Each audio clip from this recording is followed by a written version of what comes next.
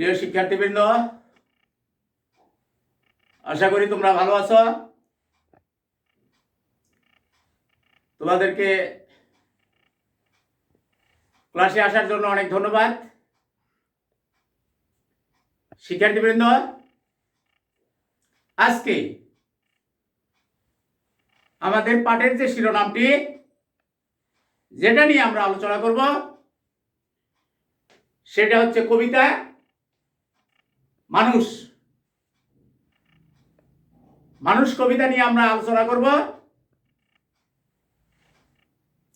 সেই মানুষ কবিতা কবিকে, তার সম্পর্কে আমাদের সংক্ষিপ্ত আকারে কিছু জানা দরকার। প্রিয় শিক্ষার্থী, মানুষ কবিতাটি লিখেছেন কাজী নজরুল ইসলাম। কাজী নজরুল ইসলাম সংক্ষিপ্ত তার যে পরিচয়, সে পরিচয়টা আমরা জানব। কাজী নজরুল ইসলাম 25শে মে 1899 খ্রিস্টাব্দে তিনি জন্মগ্রহণ করেছেন এবং বাংলার সনটা ছিল 11 জ্যৈষ্ঠ 1306 বঙ্গাব্দ। প্রিয় শিক্ষার্থী, কাজী নজরুল ইসলাম ওনার মৃত্যু 29শে আগস্ট 1976 সাল।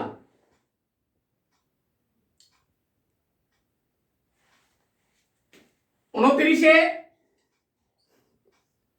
আগস্ট 1976। প্রিয় শিক্ষার্থী, এটা তার মৃত্যুর সাল। আমরা কাজী নজরুল ইসলাম সম্পর্কে অনেক বই, অনেক গ্রন্থ, অনেক কবিতা, অনেক ছোট গল্প আমরা তার সম্পর্কে আমরা জানি যে অনেক অনেক কিছু লিখেছেন। প্রিয় শিক্ষার্থী, কাজী নজরুল ইসলামকে কয়েকটা উপাধিতে ভূষিত করা যায়। সেটা হলো যে তিনি বিদ্রোহী কবি। প্রিয় শিক্ষার্থীবৃন্দ, কাজী নজরুল ইসলামকে বিদ্রোহী কবি হিসাবেও আখ্যায়িত করা হয়েছে। বিদ্রোহী কবি এই জন্য তিনি নাম দিয়েছেন সবাই, এই বাংলার মানুষ যখন পশ্চিমা শাসকেরা অনেক অন্যায় অবিচার করতেন, বিদেশিরা অনেক এই দেশের মানুষের উপর, নিরীহ মানুষের উপর অন্যায় অত্যাচার করতেন, সেই কারণে তিনি তার লেখার মধ্যে অনেক কিছু এ দেশের জন্য করে গেছেন, লিখে গেছেন। তিনি অন্যায়কে কখনো প্রশ্রয় দেননি,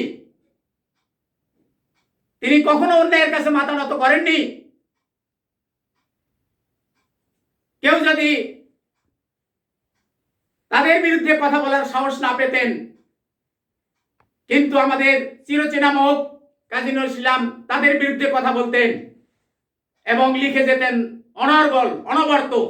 সেই কারণে তাকে বিদ্রোহী কবি বলা হয়। অন্যায়ের কাছে তিনি মাথা নত করতেন না, ন্যায়ের জন্য বুক ফুলে কথা বলতেন।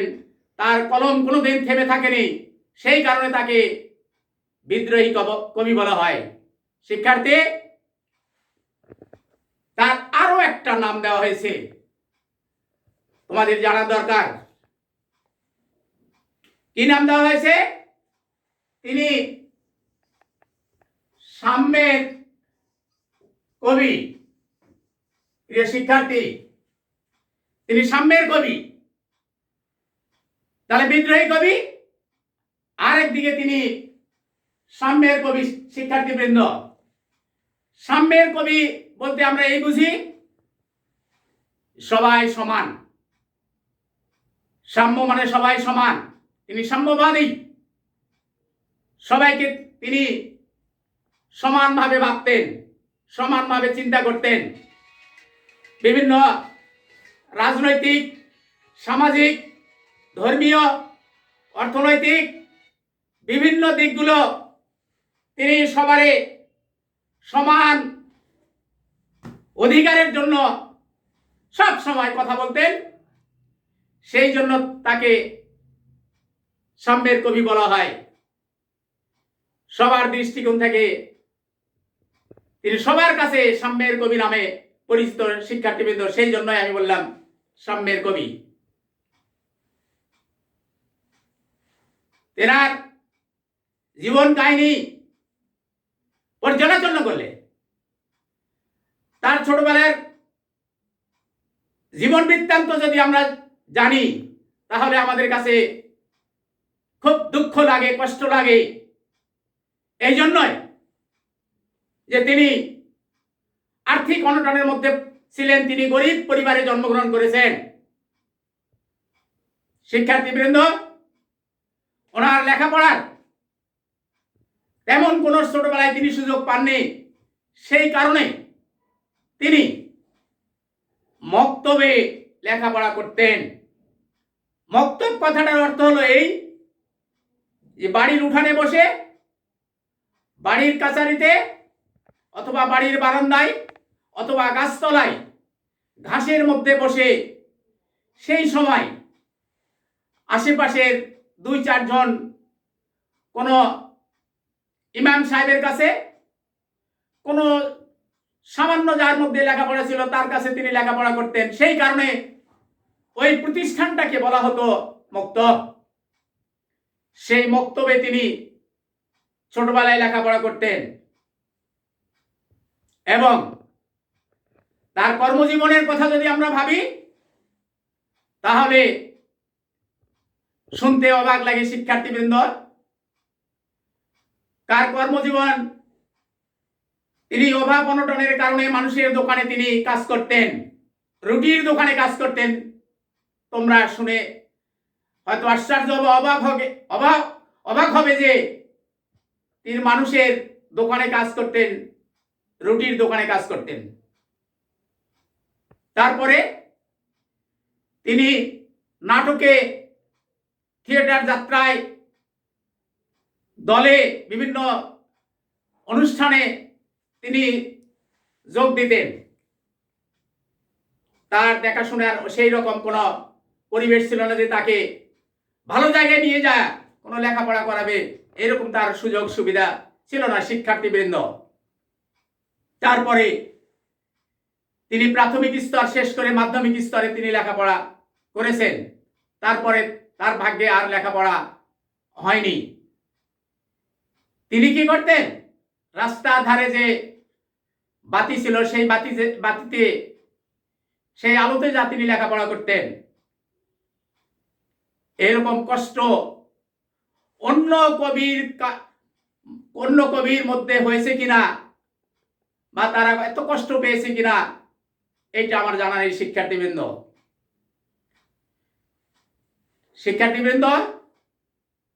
উনি অনেক কবিতা, অনেক গল্প, অনেক বই রচনা করেছেন,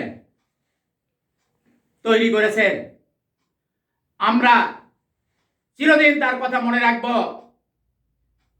তিনি আসানসোল মহকুমার চুরুলিয়া গ্রামে জন্মগ্রহণ করেন, পশ্চিমবঙ্গের। তারপরে তার মৃত্যু যখন হয়, তখন তার সমাধিত করা হয় ঢাকা বিশ্ববিদ্যালয়ের কেন্দ্রীয় মসজিদের পাশে, তাকে সমাহিত করা হয়েছে। শিক্ষার্থীবৃন্দ, তিনি যে সমস্ত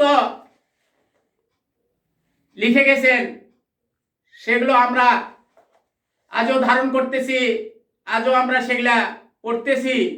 আমরা শত শত বৎসর পরেও হলেও আমরা সেগুলা তোমাদের মাঝে, তোমরাও পরবর্তীতে তোমাদের ছেলেমেয়ের মাঝে তোমরা যখন এরকম শিক্ষক হবে, তোমাদের ছাত্রছাত্রীর মাঝে তোমরা তুলে ধরবে, এটাই আমি প্রত্যাশা করি। শিক্ষার্থীবৃন্দ, আজকে যে আমাদের মানুষ কবিতা, সেই কবিতার কয়েক চরণ আমরা এখানে পড়ব, পড়ে আমরা বুঝব যে তাকে কিভাবে আমরা মূল্যায়ন করব আগামীতে। আমি সেই কবিতার 2-4 লাইন তোমাদের মাঝে পড়ছে। গাহি সাম্যের গান। শিক্ষার্থীবৃন্দ, আমি প্রথমে বলেছি তিনি সাম্যের কবি, গাহি সাম্যের গান। তাহলে আমার কথার সাথে এখানে যে তোমাদের কবিতার চরণ, সেটার মিল আছে। সাম্যের গান গাওয়া মানে তিনি সবার কথা বলতেন, সবার কথা বলতেন। গরিব ধনী, ধর্ম বর্ণ জাতিভেদ তার কাছে কোনো কিছু ছিল না। সেই জন্য তিনি সব সময় সবারই কথা বলতেন। এটাই হলো তার কাছে গাহি সাম্যের গান। তিনি সবার কথা বলতেন সব সময়। মানুষের চেয়ে বড় কিছু নাই। তিনি কি বলতেছেন? যে মানুষ হলো সবচেয়ে বড় সৃষ্টিকর্তা। তিনি নিজেই স্বীকার করেছেন যে আমি সৃষ্টির সেরা জীব যতগুলো আছে তার মধ্যে প্রধান করেছি আমি মানুষকে। সেদিক থেকেও তিনি ধর্মের দিক থেকেও কর্মের দিক থেকেও তার কথা আমরা অস্বীকার করতে পারি না শিক্ষার্থীবৃন্দ। সেই জন্য তিনি ওই কথাই বলছেন, মানুষের যে বড় কিছু নাই, নহে কিছু মহিয়ান। মহিয়ান মানে মহান। শিক্ষার্থীবৃন্দ বলতেছে, উনি বলছেন তার কবিতার মধ্যে যে মানুষের চেয়ে বড় কিছু আর নেই, মানুষই হলো সর্বশ্রেষ্ঠ। এই জন্য মহান বলা হয়েছে, এই জন্য মহিয়ান বলা হয়েছে। নাই দেশকাল পাত্রে ভেদ, অভেদ ধর্ম জাতি।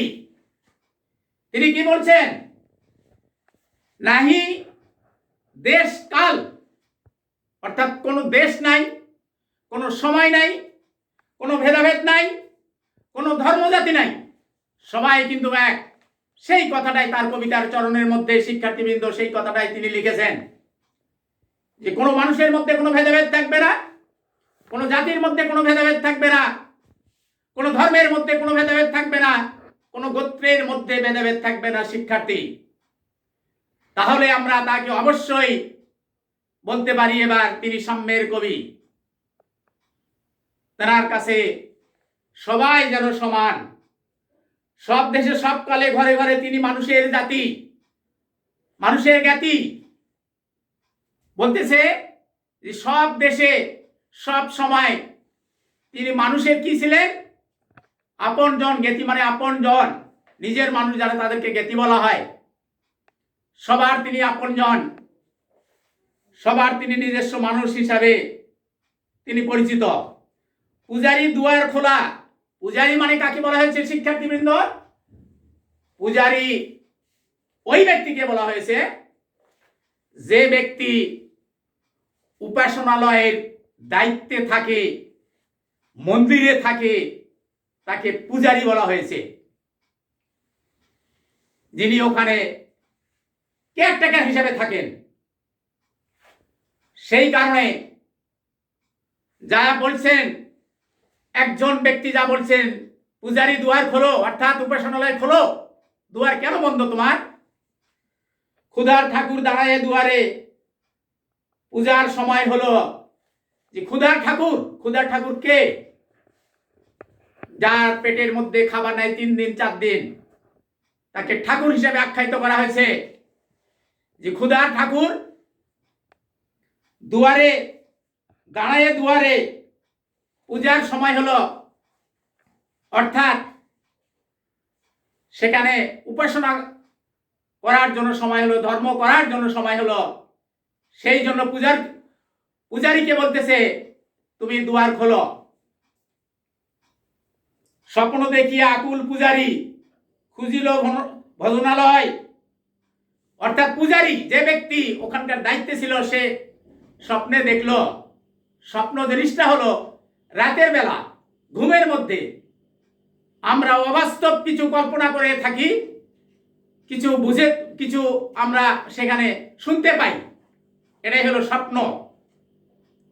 আকুল পূজারী খুলিল ভজনালয়। পূজারী কি করলো? সেই ভজনালয় অর্থাৎ সেই গৃহ বা সেই প্রতিষ্ঠান খুলে দিল, সেই উপাসনালয় খুলে দিল। দেবতার বরে আজ রাজা টাজা হয়ে যাবে নিশ্চয়। পূজারী এখন ভাবতেছে মনে মনে বা স্বপ্নে যে দেবতার বরে অর্থাৎ সৃষ্টিকর্তার মাধ্যমে হয়তো কি হয়ে যাবে, রাজা হয়ে যাবে, এটা তিনি স্বপ্নে দেখছিলেন। জীর্ণ বস্ত্র শীর্ণ গাত্র ক্ষুধায় কণ্ঠক্ষীণ। কোন এক ব্যক্তি আসছেন, ওনাকে পূজারীকে বলছেন দুয়ার খুলো। সেই ব্যক্তি হলো কোন ব্যক্তি? যার পেটের মধ্যে কোনো খাদ্য নাই, খাবার নাই, শিক্ষার্থীবৃন্দ, এবং গায়ের পোশাক ছেঁড়া, অপরিষ্কার, অনাহারে আছে, 3 দিন 4 দিনতে খেতে পায়নি। সেই কারণে উনি আসে, উপাসনালয়ে আসে। তিনি পূজারীকে দুয়ার খোলার জন্য বলেছেন। ডাকিল পান্থ, পান্থ মানে প্রতীক বা পথ। সেই ক্ষুধার্ত ব্যক্তি আসে, ডাকলো, তাকে স্মরণ করলো। দ্বার খোলো বাবা, খায়নি তো 7 দিন। শিক্ষার্থীবৃন্দ, মজার ব্যাপার, ওই ব্যক্তি 7 দিন থাকে কোনো কিছু পেটে তার যায়নি। সেই জন্য ওই প্রতিষ্ঠানের যে দায়িত্বে আছে তাকে বলল যে তুমি দুয়ার খোলো, আমি 7 দিন থেকে কোনো আহার করিনি, কোনো খাদ্য খাইনি, আমি আর চলতে পারছি না বাবা। সহসা বন্ধ হলো মন্দির। তারপরে কি করলো পূজারী? তার উপাসনালয়, তার খাবার জায়গা, তার ভোজনালয় যেটা ছিল সেটা বন্ধ করে দেওয়া হলো। তাকে দেওয়ার বদলে, তাকে খাদ্য দেওয়ার বদলে তার দরজা পর্যন্ত বন্ধ করে দেওয়া হলো। অর্থাৎ ওই ভিখারিকে আর সে খাদ্য ওখান থেকে দিতে পারবে না বা দিবে না। সেই কারণে তার দরজা বন্ধ করে দিল। ভিখারি ফিরিয়া চলে। তখন ভিখারি, ওই ব্যক্তি, অনাহারে ব্যক্তি, তখন কি করলো? ওখান থেকে চলে গেল, সেখান থেকে অন্যত্র চলে গেল। তিমির রাত্রি পথ জুড়ে তার ক্ষুধার মানিক জ্বলে। তিমির রাত্রি মানে কি শিক্ষার্থীবৃন্দ? তোমাদের জানার দরকার। তিমির রাত্রি মানে গভীর রাত। গভীর রাত্রে তিনি ওখান থেকে ক্ষুধার মানিক মানে তার পেটের জ্বালা, তার পেটের জ্বালা নিয়ে ক্ষুধার্ত ব্যক্তি ওখান থেকে তিনি অন্যত্রে চলে গেলেন। আর কি করবেন? আর তার উপায় ছিল না। ফুকারি কয়, অর্থাৎ ভিখারি মানে যে আগন্তক ব্যক্তি ছিল, যে পথিক ছিল, সেই হলো ভিখারি। ফুকারি কয় অর্থাৎ ওই ব্যক্তি বলল যে ঠিক আছে। ওখান থেকে সে নিরুপায় হয়ে সে অন্যত্র চলে গেল।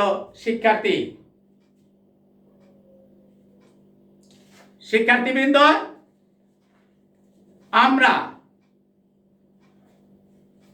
কাজী নজরুল ইসলামের মানুষ কবিতার অংশ বিশেষ আমরা এখানে আজকে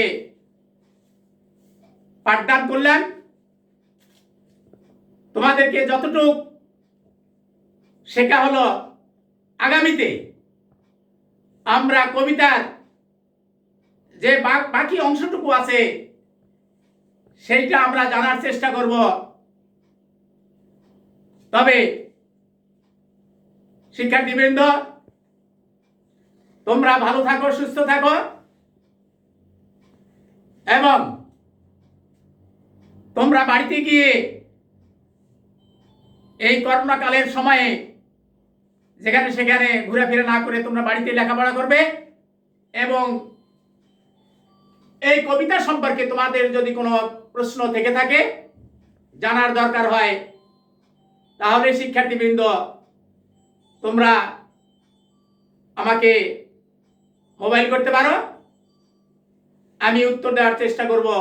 এবং পরবর্তী ক্লাসে এইটা নিয়ে আরো বিস্তারিত কথা হবে শিক্ষার্থীবৃন্দ। আমি আমার পাঠদান এখানে সমাপ্তি ঘোষণা করলাম।